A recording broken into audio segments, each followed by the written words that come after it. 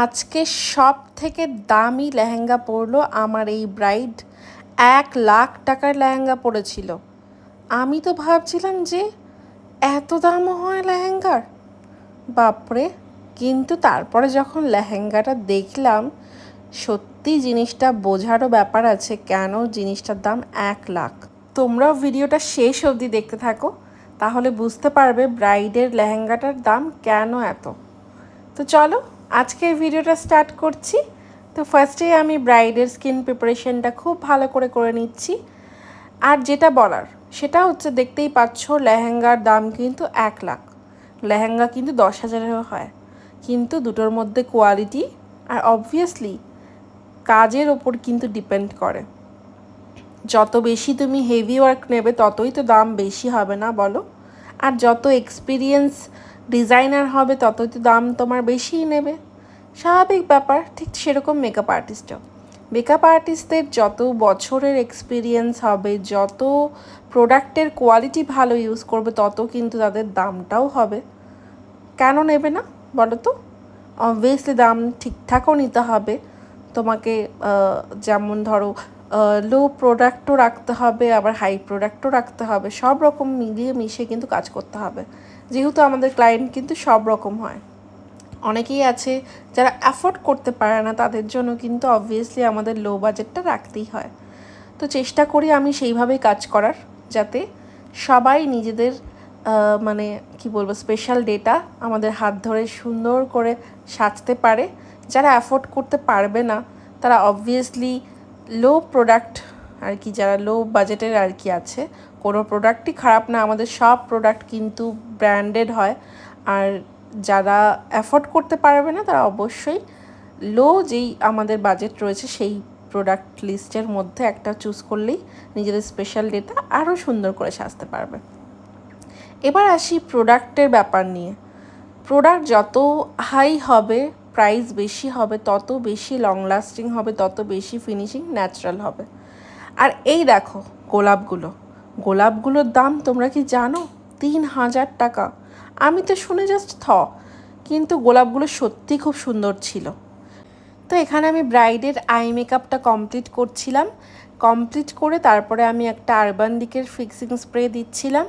আর ওর কিন্তু কপালে একটু ছোট্ট করে চন্দন করলেও হতো, বাট লেহেঙ্গার সাথে ঠিক চন্দনটা যায় না, সেজন্য আর করা হয়নি। আর আরেকটা কথা, ব্রাইড কিন্তু আমাদের বাঙালি ব্রাইড, আর ওর বিয়ে হচ্ছিল কিন্তু নন বেঙ্গলি মানে আর কি।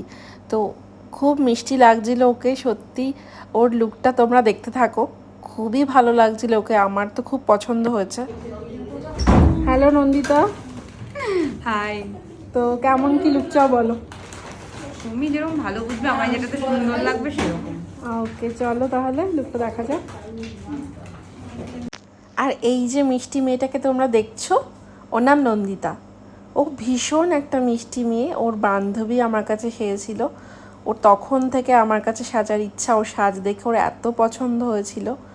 তো আজকেও আমাকেই বুকিং করতে চেয়েছিল, তো প্রথমে ওকে আমি না করে দিয়েছিলাম যে না, আমি বুকিং নিতে পারবো না, যেহেতু আমাকে শর্মিষ্ঠা বুকিং করেছিল আগে। তখন ও বললো দিদিভাই প্লিজ তুমি আমাকে সাজাও, আমি যেভাবে হোক তোমার কাছে সাজতে চাই। আমি তখন বললাম ঠিক আছে, তুমি কি ওর লোকেশনে আসতে পারবে? আমি অবাক হয়ে গেলাম, ও সেটাতেই রাজি হয়ে গেছে। তো এত মিষ্টি একটা মেয়ে। ওর লুকটা কেমন লাগলো অবশ্যই জানিও। যদিও আরও কয়েকটা পার্টি মেকআপ ছিল, সেগুলো আর তোমাদের সাথে শেয়ার করা হয়নি, সেগুলোর ক্লিপ নিতে আমি ভুলে গেছিলাম। তো এখানে শর্মিষ্ঠার লুকটা কিন্তু কমপ্লিট হয়ে গেছে, হেয়ারস্টাইল থেকে শুরু করে লেহেঙ্গা, ড্র্যাপিং বলো, জুয়েলারি বলো, সমস্তটা কিন্তু কমপ্লিট হয়ে গেছে। আর দেখতেই পাচ্ছ এখানে কিন্তু ভিডিওটা আমি কোনো এডিটিং করিনি, আশা করি তোমরা দেখে বুঝতেই পারছো। তাহলে তোমরা এটা মাথায় রাখবে সবসময় যে এডিটিং যদি আমি করতাম তাহলে কিন্তু এতটা ক্লিয়ারলি ওর স্কিন টেক্সচারটা কিন্তু বোঝা যেত না। আর এই যে এডিটিং করিনি, এটা দেখে তোমরা আশা করি বুঝতে পারছো যে আমি কতটা কি ব্লেন্ডিং করি না করি। কন্ট্রোর থেকে শুরু করে ব্লাশার, হাইলাইটার, সমস্তটা কিন্তু একে অপরের সাথে খুব সুন্দর করে ব্লেন্ডিং আমি করেছি। যদি আমি এখানে কোনো এফেক্ট ইউজ করতাম, এগুলো কিন্তু কিছুই বোঝা যেত না। তো এই জিনিসটা সবসময় মাথায় রাখতে হবে। আর ব্রাইডের সাথে এখানে কী যে গল্প করছিলাম মনে নেই আমার, খুব হাসাহাসি করছিলাম। আমরা এইভাবেই কাজ করি, যাতে কোনো সময় ব্রাইডের বোর ফিল না হয়। তো এই দেখো আমার ব্রাইডকে কত মিষ্টি লাগছে। আর এই নিয়ে শর্মিষ্ঠাকে বোধহয় আমি 6বার আর কি সাজাচ্ছি। ও আমার কাছে এর আগে বহুবার সেজেছিল, এঙ্গেজমেন্টের ভিডিও তোমাদের সাথে শেয়ার করা হয়নি। তো এঙ্গেজমেন্টে ও সাজানো নাকি এত সবাই প্রশংসা করেছে, সবাই নাকি জিজ্ঞেস করেছে কে সাজিয়েছে কে সাজিয়েছে। আর তারপর থেকে ও ঠিক করে নিয়েছে, জেদ বলতে পারো, যে ও আমার কাছেই সাজবে, অন্য কারোর কাছে ও সাজবে না। সত্যি কেউ যদি ভেবে নেয় না যে মানে তুমি এই জিনিসটাই করবে, তো সে সেটাই করবে, যত যেই যাই বলে দিক, যাই হয়ে যাক। ও মনে করেছিল যে ও আমার কাছেই সাজবে, ঝড় তুফান যেটাই হয়ে যাক ও আমার কাছেই সাজবে। তো এই জিনিসটা শুনে না সত্যি খুব ভালো লাগে যে ওর আমার কাজ এতটাই ভালো লাগে, ওর আমার উপর এতটাই বিশ্বাস যে অন্য কোনো দিকেও তাকায়নি, অন্য কোনো কথা ভাবেও নি। তো এগুলো সত্যি খুব ভালো লাগে, এরকমই হওয়া উচিত। বিশ্বাসটাই মানুষের সব কিছু। আর ও যে আমাকে এতটা বিশ্বাস করেছে তার জন্য অসংখ্য ধন্যবাদ। আমি যেন এরকমভাবেই প্রত্যেকটা ক্লায়েন্টের বিশ্বাস রাখতে পারি। তো এই যে ব্রাইডকে দেখো, ও বাইরে ফটোশ্যুট হচ্ছিল, তো একটু পরেই মানে গ্রুম চলে এসেছিলো, তো ওকে ওর ভেতরে চলে যেতে হয়েছিল। আর লেহেঙ্গাটা দেখে তোমরা জানিও, সত্যিই লেহেঙ্গাটা খুব সুন্দর আর লেহেঙ্গাটা ঠাসা পাথরের পুরো কাজ ছিল।